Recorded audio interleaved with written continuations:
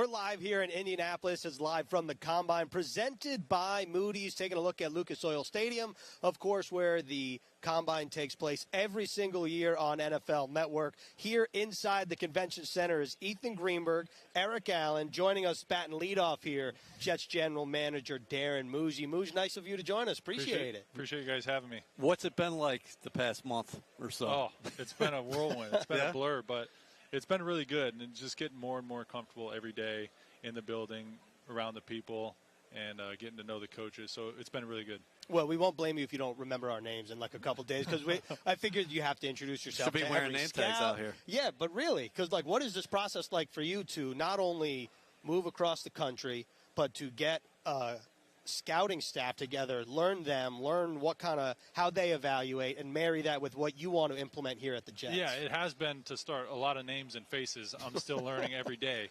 But it's been exciting. I mean, it's what I love to do. It's my passion. So when I get to jump into the football stuff with the staff and the scouting, I kind of get lost in it. And I forget that I'm in Jersey. I forget that I'm away from the family, and I'm just in the work with the staff and getting to know them and just kind of buried in the football. It's what I love. So it's been awesome. One thing that has become clear to me over the last few weeks is that you and Aaron Glenn are together in lockstep. Can you talk about your relationship and why you guys have hit it off so well and why you're so excited about the future? Yeah, I think it's been really natural. I think I touched on it in the opening presser. I got a chance to meet Aaron years ago in that interview process where we actually interviewed him for the potential head coaching job in Denver. And I knew right then just his passion for the game, his authenticity, that he was going to be someone that I'd always kind of click with. And then going through the interview process with the Jets and getting to talk to him again, it's been seamless and it's been really natural. He and I obviously have a lot of dialogue every day, throughout the day. Our staffs have worked very closely, collaborative in this short time already, and look forward to that continuing as we go through these processes, free agency and the draft process. So obviously, without giving away state secrets, like, what are the topics of the conversations that have taken place between yourself and AG over the last month? Roster building, what we're going to look for in certain players at certain positions, but just high level. It's guys that love football, physical players, smart, tough, like just establishing an identity for the Jets and our team. How important have those meetings been with the coaching staff? You guys, most notably, AG brings in Steve Wilkes, Tanner Engstrand, and then also Chris Banjo is going to be heading up the special teams. But when you get the scouting staff together with the coaches and they discuss characteristics that they're looking for in a player, how important is that? How valuable is that? It's very important. It's important that the scouts have a clear vision of what we're kind of looking or hunting for, right? And it's important that with every player we bring into the building, there's a clear vision and understanding of what this player is here to do, things that that player may need to work on, and the type of person we're getting. So it's a collaborative effort with the coaches and the scouts. It started early. I just said it in the presser at the podium. Once we had that staff in place, one of the first things we did was we got the coaches and the scouts together to talk about what we're looking for in Jets players, the makeup, the specific position characteristics, and some schematic stuff. So we're all on the same page when we get into this free agency and the draft process and we're talking players. There's that clear kind of picture and expectation of what we're asking these guys to do. How do you go about just like managing your day on a day-to-day basis between meeting everybody, free agencies around the corner, even though this is a draft event, and then in a couple months from now, it is, in fact, the draft. So how do you try to carve out time for the pro side and the draft side and also just getting integrated? Yeah, it's been a lot, but you just stay structured. You know, I'm a very detailed, kind of organized type A person, so I like the structure. And when we have those things in place, it allows me to kind of jump back and forth with my different roles and responsibilities that I'm kind of tackling right now. But we have a detailed calendar with these specific times where we're jumping into these evaluation processes. What's your thoughts, since we're here in Indianapolis at the NFL Combine, what's your thoughts on the positioning here early in the draft, number 7 overall? And then you were just asked about it. Would you be willing to move up or move back if the right offer presented itself? Yeah, I'm excited about being at 7. There's a lot of good players in this draft. You never know how it's going to fall, but definitely open where we stand today to potentially moving up, potentially moving back, just depending on the type of player that's there and where we're at. And I know you were asked about this as well, but what are your early impressions of the strengths of this draft class in 2025? I think it's a good draft class. I think, in particular, the D-line is strong, stronger than years past. The running back group is good. But there's good players at every position kind of throughout the draft from what I've seen thus far. You have more than, well, it's close to 30 free agents in all if you include the unrestricted free agents. You had RFAs, exclusives. How do you go about that, looking internally what you guys have on the roster before you start that negotiating window on March 10th and then free agency starting on March 12th? Absolutely. It's a process, and I'm excited about a lot of the guys we have here on this Jets team and the potential free agents. But, I just said at the podium, part of that process was letting the coaches eval the roster, the scouts diving into it, and then getting together collectively as a group, both the coaches, the pro scouts, the analytics department, and talking about our roster, our potential Jets free agents, the market, what that looks like, and how it'll piece together. And you have a preliminary plan, but, we'll just see how the market unfolds. Since we are here in Indianapolis, what is the most beneficial part of this week for you in your eyes?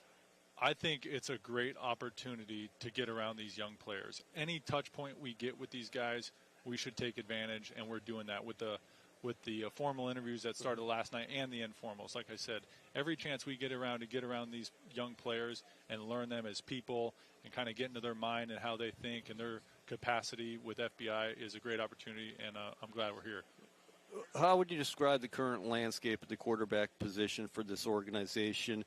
You guys formally announced it very recently, your intention to move on from Aaron Rodgers. You have Tyrod Taylor on the roster, as well as Jordan Travis and Adrian Martinez. But, again, free agency on the horizon in the draft as well. Yeah, we'll explore all those options. There's a lot of intriguing players in this draft, some good talented players in the draft at quarterback as well. And then in free agency, you said it, we'll exhaust all those options, but really excited of who we have in the building right now, starting with Tyrod, a guy that's been around the league, been in the league for a long time, has a great reputation. I've got the opportunity to talk to him a few times, and it's been great. So I'm glad we have Tyrod in the building, but we'll exhaust all options. We have a couple minutes with you left on live from the Combine presented by Moody's. I want to ask you a non-football related question because I feel like you've been up to 2 podiums now since being hired. It's all football. I have a non-football related question. What do you like to do for fun? Like when you're not in film, when you're not studying the roster, meeting us here at the Combine, like what does Darren Musi like to do to relax? I'm going to sound so boring when I say this, but really I'm like all in on the job. I spend almost all of my time, and when I don't, I like to spend free time with my family and my young kids. I got 2 young kids, 6 and 3. My son Emmett is 6, my daughter Marlo is 3, and my wife Hannah. So anytime I get a chance to be away from it, I like to just be engaged with the family, doing whatever family stuff, hanging around the house, and playing with the kids. I love that answer. It's not a boring answer. It's the right answer. No, that's I just right. don't have any real hobbies or anything fun to share with you. All right, let's go back to your college days. San Diego State.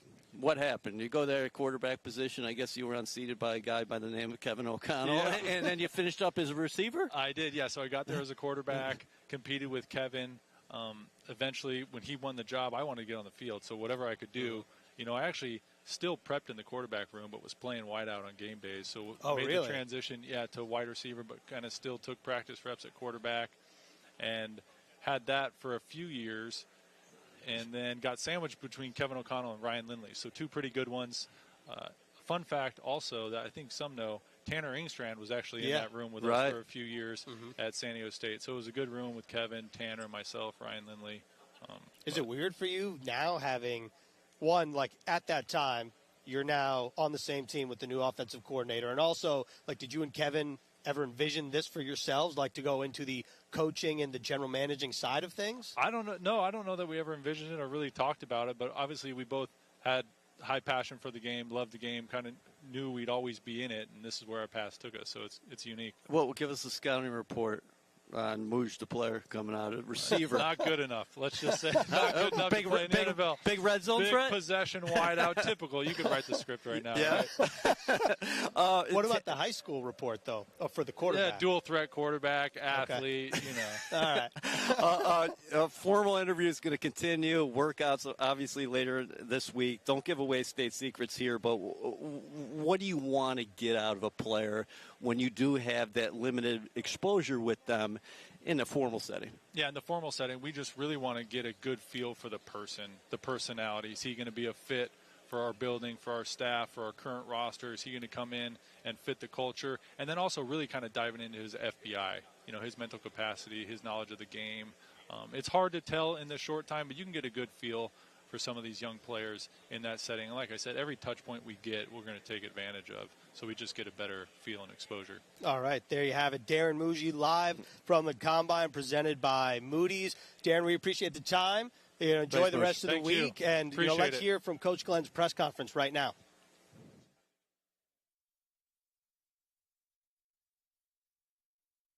We're looking for smart, tough, aggressive, and resilient players.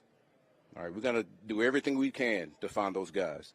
And listen, you can find them in all different spots, small schools, big-time schools, trades. Wherever we can find them, we're going to try to bring them on this team.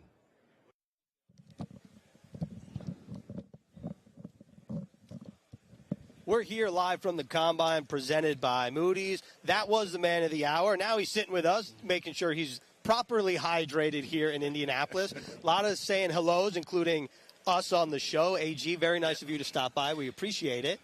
Man, I appreciate you guys having me. All right, this is exciting, man. I'm looking forward to this. I heard you're a tenacious basketball player. I heard back in the day in Portland that Coach Glenn, EA, Sal Palantonio, and the local beat would get into it in terms of the hardwood. I want to hear from you. How intense were the games and how intense were you in those games? I'll put it like this.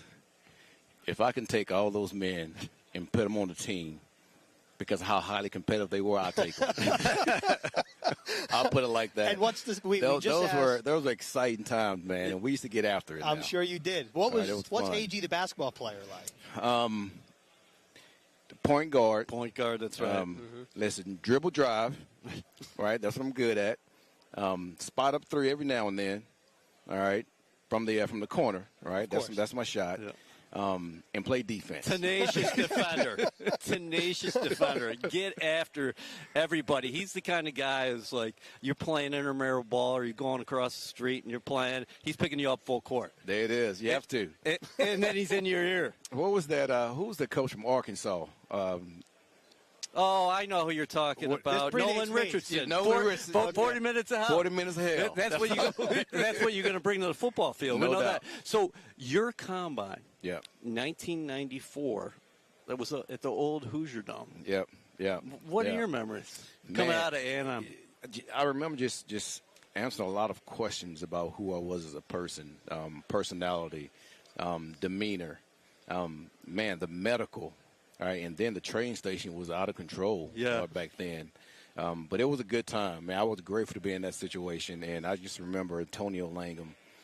He was a good friend of mine. He actually got drafted before me, which still pisses me off. Of course it does. But man, it was an exciting time. So, man, I have a lot of respect for these players at the Combine, know exactly what they're going through. And, listen, you have to relish every moment of it because this is one time in your life that you get a chance to experience this. So, but, man, I always tell those guys, put your best foot forward, all right? And any questions, don't hide anything because we already know it anyway, all right? But don't hide anything from any coach or the scouts and just and be ready to compete more than anything. Go out there and compete. We got a lot of questions about the current roster, but Randy Lang, who you know well, sent me this today. He said that you were reported being clocked at 4.2 seconds at a private workout before the draft with 4.3 and 4.39 other non-combine times. But also, did you take part in the bench press 225 9 times? Is that right? You know what? I thought I did 12 times. Okay. All right. We're going to take that number. Don't cheat me those 3. We're going to take that. But you ran at a 4.2. I ran a 4.2. I think it was a 4.27,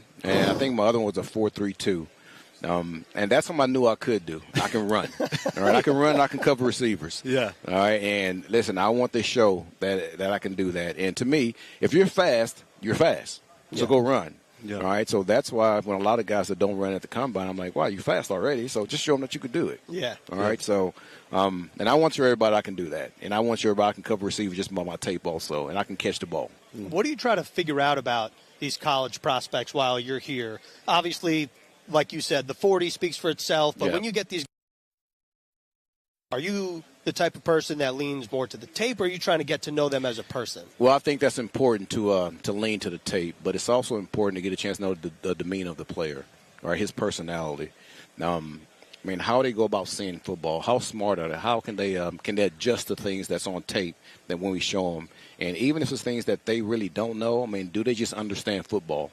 All right, and I think that's been the most important part for us as a staff to try to figure those things out. But the demeanor of the player is really, really important to me because there's just something about the mentality, especially at certain positions, all right, that you want to see. So I try to figure it out as much as I can by just sitting back and just watching the player and how they operate. I like to poke and prod the player a little bit, too, to see how they operate. I'm not surprised by that. How excited are you about this coaching staff that you've assembled? Very excited. I said this statement before, is compatibility is sometimes as important as coachability. And that's the one thing that I tried to do, right, when I was trying to assemble this staff. And I want to make sure I took my time in doing that because I want to make sure that every coach on this staff is going to give us the best chance to win and be able to coach the player, right? That's what's important to me, man. How are the players going to relate, right, to all these coaches?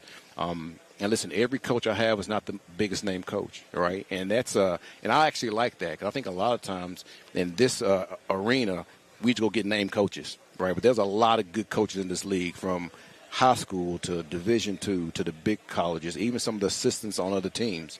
And I tried to make sure I vet that out as much as I could. You said you have a lot of similarities with Steve Wilkes. Yeah. Can you talk about those similarities and why is he going to be such a valuable commodity for you? Steve Wilkes is a straight shooter. He doesn't pull any punches with anybody, and it is what it is. And I think that's what players relate to more than anything. Players don't like to be lied to. Players want to know the truth, even though the truth sometimes can be hurtful, all right? But the thing is, at least they know exactly what they got to change. But I would say this. It's not just giving players the truth, but it's also giving them a solution on how we're going to fix it. And he does a really good job of that. And those are some of the things that we have in line, right, when talking to players. He's been there a while, and he's been a head coach, which is important for me. When I need questions, when I have questions, right, for what he's been through. So I'm looking forward to those questions to him. I want to ask you about Chris Banjo. Yeah. Because he's so young. And this is a guy that you coached in New Orleans. Like, was there any moment for you when you were a coach in New Orleans that you thought maybe he would go down this path and eventually become a coordinator on special teams? Listen, there was no doubt in my mind that Banjo was going to be a coach. Just sitting in defensive meetings, he was the guy that was sitting in the front of the room. He was the guy that would ask all the questions. Obviously, you know that there's questions that players want to ask, but they don't because they don't want to look bad in front of everybody else. But Banjo will be the one to ask those questions to make sure everyone knew exactly what we were doing. So there was no doubt in my mind that he would be a coach. But also, he was a Pro Bowl special teamer, right, for us in New Orleans. So, listen, he understood what his role was. And, listen, he didn't take that lightly. And I'm huge when it comes to special teams because it could really change the nature of a game, right, when you have a big-time special team play. And he's going to give that to us. So there's no better person for that job than Chris Banjo. What about Tanner? And he was just part of that flip with you in Detroit. No doubt. And can you also speak to a right-hand man that he has, and much like you do on the defensive side, maybe with Wilkes, you bring in Scott Turner? Yes, absolutely. Hey, listen, our offense in Detroit was something special to watch. Yeah. And there were a lot of hands that was in that to make it that way. And Ben would tell you that, too. As the offensive coordinator in Detroit, he would tell you. We had Steve Hyden, who's actually my O-line coach. And he is a O-line coach by nature. And he coached up tight ends for us then. But when you watch us practice, most of the tackles actually went to him to practice, all right? So he knows O-line play like the back of his hand, and that's who he is by nature again. And then Tanner did a lot when it comes to putting everything together to getting all these different guys on the team the ball, all right? Listen, there are a number of good players, offensive players on Detroit staff, from the running backs to the receivers to the tight ends. And it was his job to make sure, how do I feed all these guys? Yeah. And he gave that information to Ben, and then Ben put together as far as calling it. So Tanner had a huge hand on how we operate in Detroit, man. And he doesn't get a lot of respect for that, but you'll see that coming to this team. Can you speak about the importance of speed, the speed that you brought to the game yourself, and also the speed that you guys were killing people with in Detroit? Yeah, listen, and there were a number of guys. that we actually scouted to play certain roles when it comes to that. Obviously, J-Mo, or as the receiver position, because he was able to clear everything out. And then we had one of the best slot receivers in Amon St. Brown, right, to be able to work the underneath. So that was a huge help.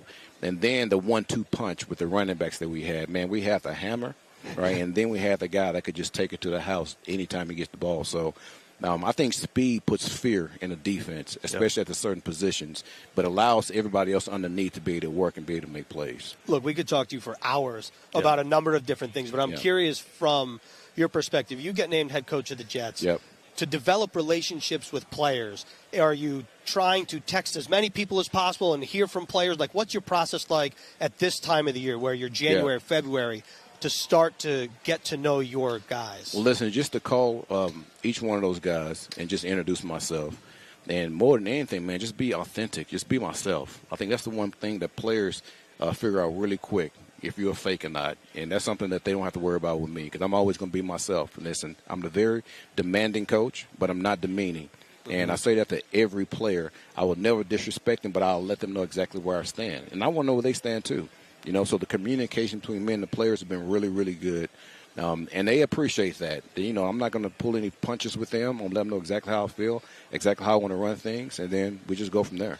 It's a ways away, but have you envisioned in your mind what it's going to be like leading this team out at MetLife Stadium in front of these fans? This is where you started your career, and you were raised in Texas. Yeah. But you do have a New York mentality in terms of putting a hard hat on, no doubt, getting to work, getting after it, and you should expect a certain amount, a certain standard from us. Listen, it gets. I'll be honest with you, and I had this conversation with my wife maybe a week ago, and it gets pretty emotional, right, when I think about it. Think about this first game of really actually coming out and in front of this team, knowing I'm the head coach of this team. I don't know what my reactions will be. I'm actually looking forward to it. But you're right, man. We're going to put our hard hat on. That's one thing about a New York Jet. We are a blue-collar operation. And, listen, only thing we know is how to go to work, and that's all we're going to do. From the time they come back, you know, when we start our off-season program, to the time we get on the field for OTAs, to the time we come back for training camp, and to the time we play that first game. We're going to be a blue-collar mentality. And one thing that we're going to do, we're going to outwork people, all right, because that's all we're going to know, right? And I'm looking forward to that. Have you taken a breath at all since you've been hired as coach? I mean, you're talking about 4 a.m., working out, getting after it, meeting people, getting to know players. Like, do you take a time to reflect? I haven't just yet. All right, listen, my hobby outside of football is golf.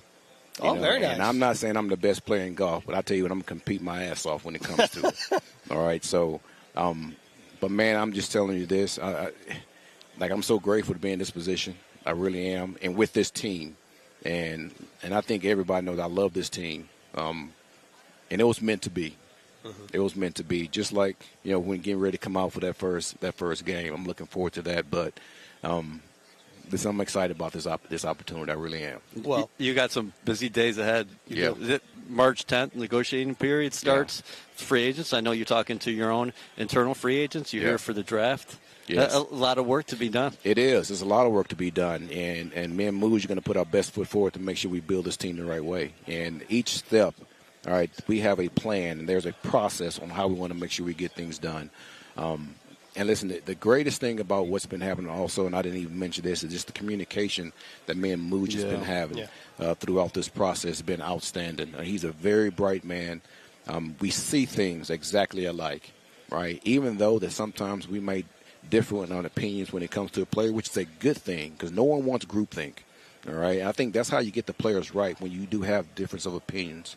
But the thing is, man, we're going to go in the room. We're going to make sure we get the player right, make sure we get the best player that's going to fit this team. And that's what it's all about, right? No matter what, when it comes to coaches, when it comes to hiring scouts, just anybody within this organization, man, we're going to make sure we get the guy right. Well, there's no better way to end your time on live from the Combine, presented by Moody's with what you just said. So, Coach, we appreciate you taking a couple minutes on a very busy week to spend some time with us. We appreciate it. I appreciate it. I get passionate when I get to talking like this. You guys gotta know. I get fired up, but I love it, man. I really do. All right, this is obviously a very exciting time here, not only just in Indianapolis with the Combine, but also if you're a Jets fan, you got to get your season tickets because it is, in fact, a very exciting time here at One Jets Drive. We're already counting down the days until we're back at MetLife Stadium. It just feels like it's just around the corner. There's never a better time to lock in your 2025 Jets season tickets to make sure you're part of all the action and energy of Jets game days. Visit nyjets.com/season tickets. Or call 1-800-469-5387 to secure your seats today. Again, those are the 2025 home opponents, obviously the divisional folks, and then a couple teams from the AFC North and the NFC South. And again, this is live from the Combine presented by Moody's. We have Darren Muji. We had Aaron Glenn. Now we have Connor Rogers. This is a great lineup. Are you guys kidding me? Are you kidding me? We kind of did you dirty there. I come on after Led Zeppelin. Like, that's what we're doing here. Hey, third in the order is not bad. Unbelievable. Come on now. I can't be the closing act for the new GM and coach, but I'm happy to do it. Look, I would say you're our Mariano, but you're a Mets fan, so maybe like Edwin Sugar? Diaz. Yeah, Sugar Diaz. That's maybe good. like Billy Wagner growing up? Yeah, all right. Armando Benitez for like a year, and then everything else was terrible. Yeah, Something we're like in the that. deep cuts right now. All right, major takeaways from what you heard up there. Should we start with Mooj or should we go to AG? Let's go with AG, Okay. right? You know why? Because what I love about listening to AG is when he gets actual scouting questions, you kind of see the eyes light up a little differently because, one, not just that he was a scout and he played for Parcells, who was a coach scout, but he understands the team-building process and how important it is, and he'll actually answer specific questions about scouting. You heard him talk about, hey, if you're a 5'10" corner, what do you got to have? Well, you got to have length, you got to have speed, but above all else, you got to have high football character. You got to love the game, and I think that it's really hard in this league with how much is asked of coaches to also take on a big role in the scouting process, but I think he's built for it. I think he's one of the ones that he'll go into it. He's ignited by it. He's excited by it. He knows what kind of players he needs where, which is a really important skill. A lot of people probably hear that and they go, well, everybody probably, they don't. They don't know what kind of players they need because you have a specific scheme and a specific kind of DNA. And I thought he really lit up for those questions, right? How many times are you going to get Aaron Rodgers, Devontae Adams, right? But scouting, he was all about it. Well, how about him mentioning Joe Tittman, Elijah Vera Tucker, like not even prompted. He said, Yep. the players on the roster need a little more respect, and he immediately turned to a young center and a young right guard. That's got to show something about the identity of what he wants his team to be, right? Without a doubt. He's grinding the tape. He's watching what this roster is, what they're going into free agency needing, right? But you're talking about a player like AVT that, was healthy and took some steps. Obviously, he understands how important the offensive line is. Detroit built their whole identity around that offensive line and running the football with two really different but talented running backs. So I just think he's one of those guys that, he'll get into the nitty-gritty with this roster. It's not just about the three best players, but player 47 through 53 is just as important to our success. It's interesting this year that people are talking about how good this defensive line class is as far as the draft is concerned. Yeah. And the running backs as well, as we're watching a couple of the Jets running backs. Jets don't need any running backs. Of course, you love that, don't you? So I'm going to start right here. What are the most pressing needs for the green and white this offseason? And obviously, they're going to be addressing these things in free agency and the draft. Well, I think this is a team that needs two starting safeties, right? And they could bring some people back. It's not away from that. But you need the ask from the safety position, whether it's at, hey, we need you to play single high. Hey, we need you to kick out and be our nickel corner on this look because they got Dalton Kincaid out there, and maybe we don't want Michael Carter on him. We want Michael Carter on a Khalil Shakir, a shiftier guy, right? So safety is so important for this team. Interior defensive line next to Quinnen Williams, because if you can get a big two-gapping, hulking nose tackle and do some of that dirty work, eat some of the bodies up front, let Quincy run around behind him, right? Obviously, give Quinnen some space and some better matchups as well.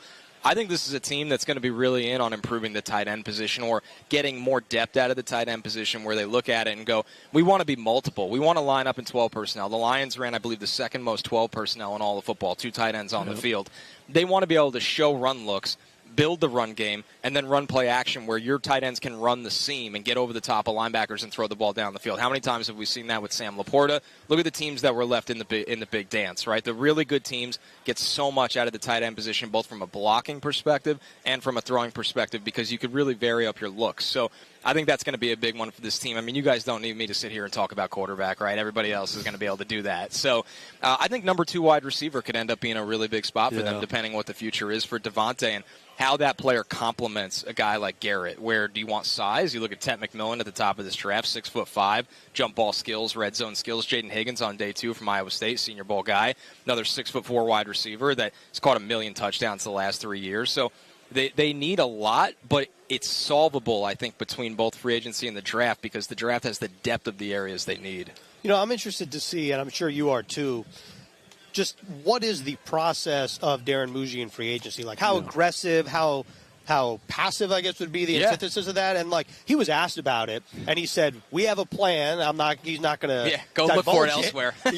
But I'm curious, because when you evaluate this roster, and those guys said it, like, there is talent on both sides of the ball. It's not like it's a talent is missing from the team. It's just filling the rest of the pieces. Right. The Jets are in a good place where it's hard to find the blue chip guys, right? Like, how many free agencies do you go out and, you know, a Garrett is out there at wide receiver, a Quinnen Williams is out there at D-line. The Jets need the middle of the roster filled out, right? They need to capitalize on maybe the middle tier of the defensive line class. Once again, a guy that can play the run. They need a wide receiver that maybe can give you some speed as a stretch number 3. Can you get a tight end, too, that can be your blocking tight end, and then you go into this draft that's littered with tight end pass catchers and supplement that guy there? You don't need it to be, this is our starting tight end. You can go by committee with some of these things, because these guys all got to play. So, I mean, I think Muji understands, because the Broncos really filled out that 53-man roster, so he gets it. Like, this is how our front is going to play. Our offensive line needs that depth, because the offensive line injuries in this league are absolutely insane. So,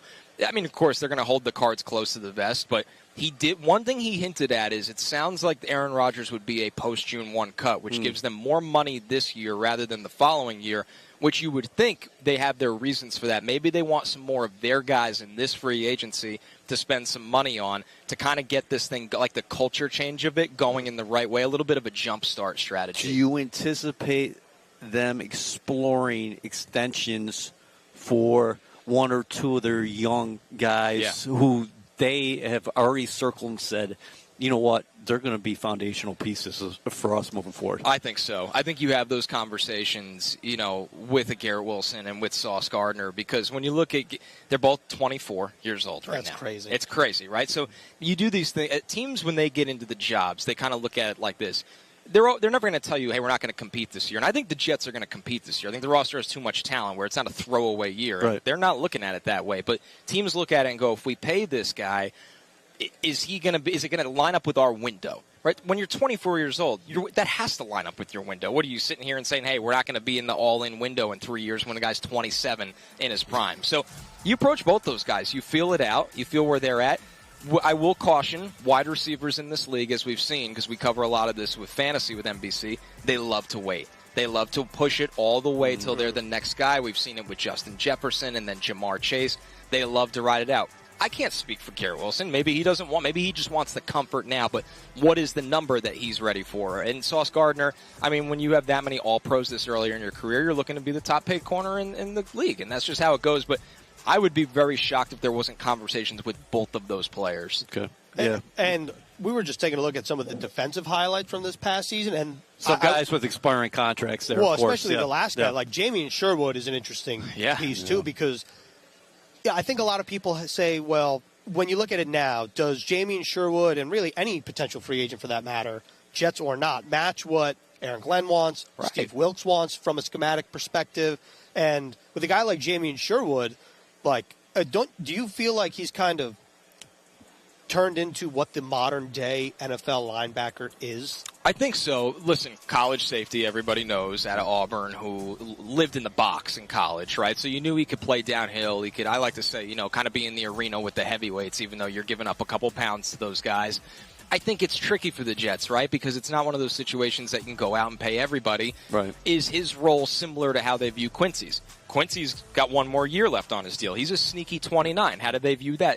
Do they want to pay Quincy again, and then they're going to let Sherwood walk? Do they want to pay Sherwood and figure out the money this year, and then a year from now they're going to let Quincy walk? Like, you have to really make your decision. It's cutthroat with those positions because it's just you don't see a lot of teams paying top dollar to multiple off-ball linebackers, right? But Sherwood's development is a success story with this team. Position change, really got to take his time. He was special teams contributor, and then when he got his moment, he played at a pretty high level. So not even special teams contributor. He led the team in special team snaps multiple years. Right, and that's something that you can't take for granted. So I think when you look at it, I would say the door's still open with him, that you got to go let him feel out the market.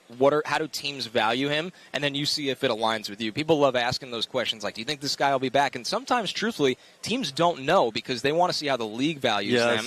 And if the league values them at a rate that they're not comfortable with, then unfortunately the guy has to walk. What do you think has to be on the table for this team, for this organization at the quarterback position? Oh, man. Well, I think they are being very open with their options, especially this is a draft that's thin, right? We're guys that are ready to play. And you look at this, the Jets have snaps to give at quarterback, right, where we know Tyrod's here and we know Tyrod can play. Tyrod, it's always the question, can he make it through the long stretch of the season health-wise? I think Tyrod Taylor can play and be your starting quarterback. Yeah. Do you go into free agency and do you look to, hey, we want another pro that if Tyrod gets hurt and we want to ramp up the competition we want here, like a Justin Fields. We've heard that name thrown around a lot. And this is probably an enticing situation for Fields because it's a place he can come in and play. Mm-hmm. He's already played with Garrett Wilson before, right? So that situation's comfort. And then you look at, it's not going to break the bank. You're not owing all this long-term money. You know, they're not going to be in on like a Matthew Stafford, right? That's not a name they've gone down this road before. Then when you get into the draft, you got to be pliable because what if there's a world that the Titans really are like, we're not going to take quarterback number one, we'll take Abdul Carter. Yeah. And then the Browns sit there and say the same thing, we're going to take Travis Hunter. And say, what if the Giants get Matthew Stafford? So now Cam Ward, who I think is a really good player, maybe not your prototypical number one overall pick, but a really good player starts to fall.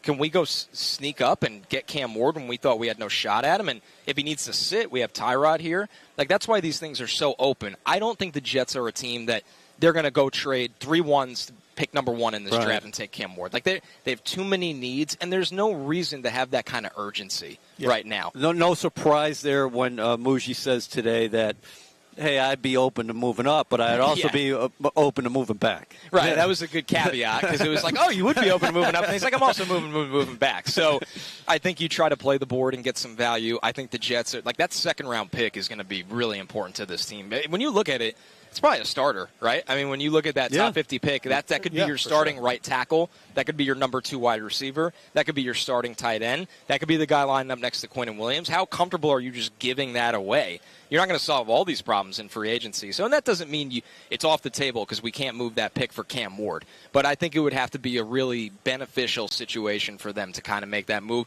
After that, like, personally, I don't think Shedeur Sanders is the right fit for this team. I think that, and it's nothing against Shedeur, who had a really good college career and is going to start in this league. I view him more as a middle to back end first-round quarterback. I had him outside my top 20 on the big board. I think that physically, he is not your prototypical top 10 pick at quarterback. I think he wins a lot of games mentally and with accuracy, which is impressive. But it's just a thin quarterback class because after Shedeur, Jackson Dart is going to be sitting a lot of this season. Jalen Milroe will be sitting all of this season. Like, there's not quarterbacks that we had 6 in the top 12 last year. That's an anomaly. It's not happening again. Right. It's not even close. Yeah, I think that, it'll be really interesting to see how everything shakes out. Obviously, free agency always crystallizes potentially what happens. Yeah. But, you mentioned the top of the second-round pick, the Jets' second pick.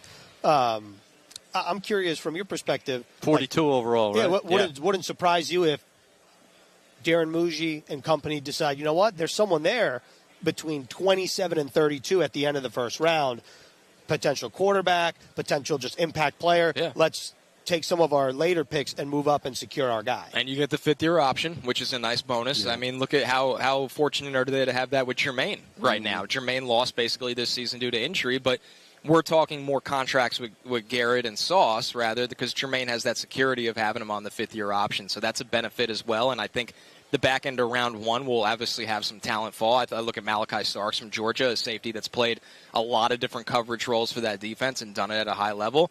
if you'd get another high-end starter, right? You know you can get one at 7. But if you trade back in, like you said, Ethan, and you're picking at 27 or 28, there's another high-end starter in this draft where you go, okay, we solved 2 big needs in the draft.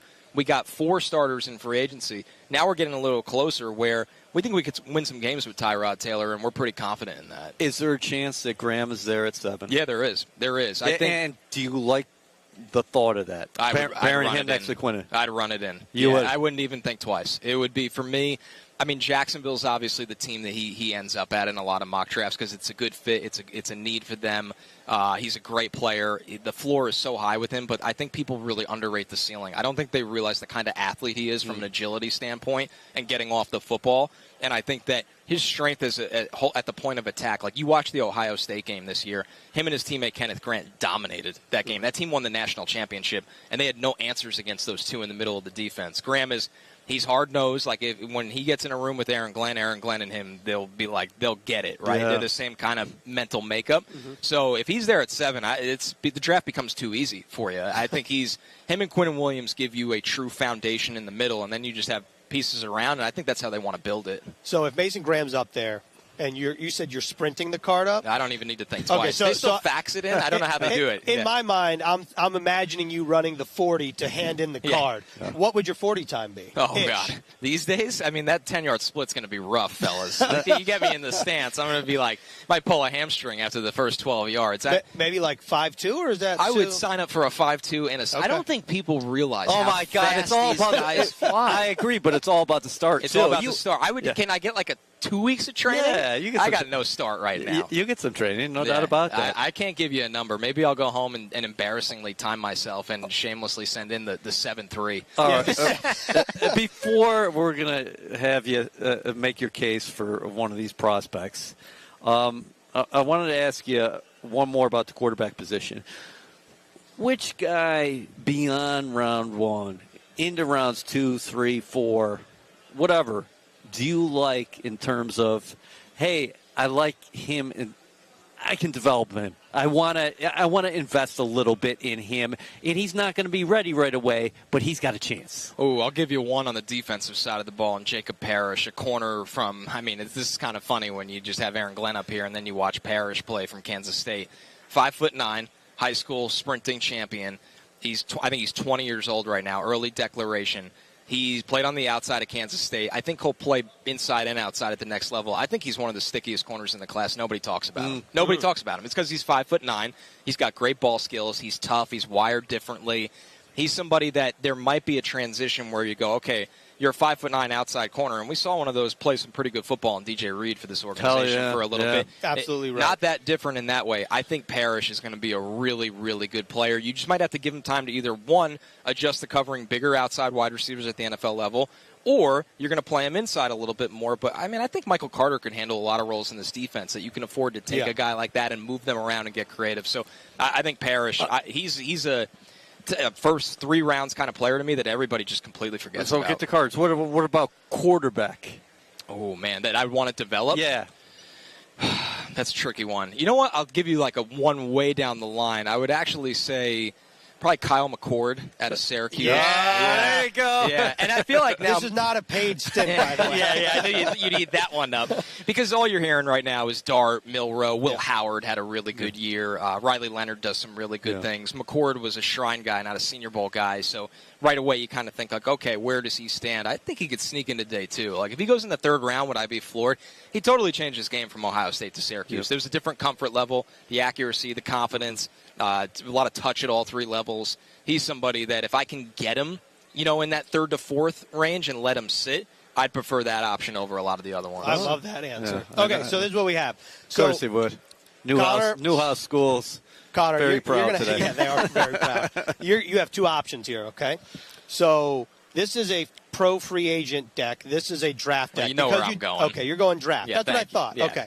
So this is what we're going to do. I'm going to essentially pick a card, any card. I'm a magician. I am not. You are going to pick a card, and you're going to make a case for that player, why they make sense for the Jets to draft. You might read a name that someone's watching and be like, why is that person even in this deck? You got to convince them. Okay, that's fine. All right, so we got Mike Green, which I literally could not pick a better player because I think I might be the highest on this guy in draft media. 17 sacks for Marshall this year. I love him when I memorize the exact number of sacks. And pass rush win rate over 20%. I mean, just a freak. He has incredible explosiveness off the ball, good hands. He played at 248 this year, and he stopped the hell out of the run. Heavy hands, really crashes down hard on pullers. He's got good bend, flexibility. The pass rush production is insane. I mean, if you could trot out the Jermaine Johnson and Will McDonald and Mike Green, and maybe on your NASCAR package on your 3rd and longs, you're going to kick Jermaine in and have Mike Green and Will McDonald screaming off the edges. That's lethal. I mean, absolutely. He is one of the best players in the draft. I think I had him 7th overall on my top 50 big board. He should not fall past the Panthers at 8. Oh, all right. See, you go McCord. I hand you, something. Maybe you are a magician. Yeah, maybe I am. All right, Connor. Well, we appreciate you stopping by live from the Combine, presented by Moody's here in Indianapolis. Have a great week, and make sure to get yourself some shrimp cocktail. Yeah, thanks for having me, fellas. Always fun. That was great. All right, so like Connor said, or like I said as well, that was live from the Combine presented by Moody's. And if you're tuning into today's press conference, obviously that happened with Muji and Aaron Glenn already. You got to stay up to date with the Jets all season long. We're talking breaking news, alerts, the latest team information. All that gets sent straight to your phone. Text JETS, obviously that is JETS, 26154 to subscribe today. All right, so you're watching live from the Combine, presented by Moody's. We had Darren Muji, we had Aaron Glenn, we had Connor Rogers. Now it's just EA and it's myself, and we're wrapping it up here in Indianapolis from today. We'll be back live tomorrow, a more draft-heavy show. This has been the Aaron Glenn, the Darren Muji, the pro football side of the New York Jets operation. Obviously, we kind of talked about it with Connor a little bit, EA, but what is your initial reaction out of everything that was talked about? Aaron Rodgers, moving on from him. Devontae Adams, his status as a New York Jet is going to be resolved, as Darren Muji said. There's going to be discussions coming up. There's a number of different ways in which you could take it, but if you're a Jets fan, what should you be paying attention to what they said? Well, number one is they're together. The vision is there, and that these guys are genuinely excited to get after it. And they do have a plan in place, Muji and AG. The other thing is, if you listen to Aaron talk and you're a player or you are a free agent out there, a guy who's going to hit the market, I don't know how you can't sit there and say, that's a dude I want to play for. Talk about culture changer. I mean, he's going to bring a culture change to this place. And if you're a fan, you're awfully excited about the prospects moving ahead. I mean, my whole thing is... He's talking about playing basketball with you. I'm like, can we go to the gym around the corner and get 2 people and start 5-on-5? Yeah. And then you don't expect these guys to lay out their complete battle plans, right? I mean, they certainly are well at work on both these things, free agency and the draft. You got to look at your own roster. You have to meet with your own coaches, and then you got to do free agency prior to the draft. Now, all this is going on at the same time, but I think these guys love where they're at, okay? And they know there's a ton of work ahead, but they're going to do it a certain way. You know, I just want to go over a little bit with you. We've talked about some of the free agents, but I think it's important to discuss, who are certain key free agents that the Jets will have to have discussions on in the coming weeks. We mentioned Jamie and Sherwood. You take a look at the secondary.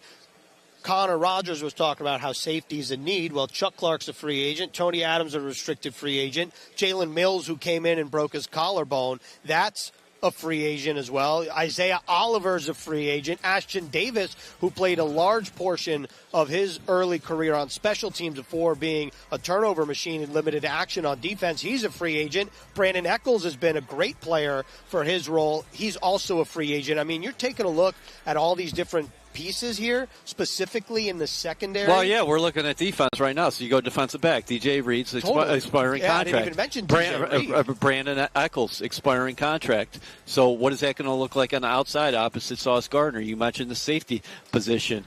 The Jets are going to be looking at a revampment there.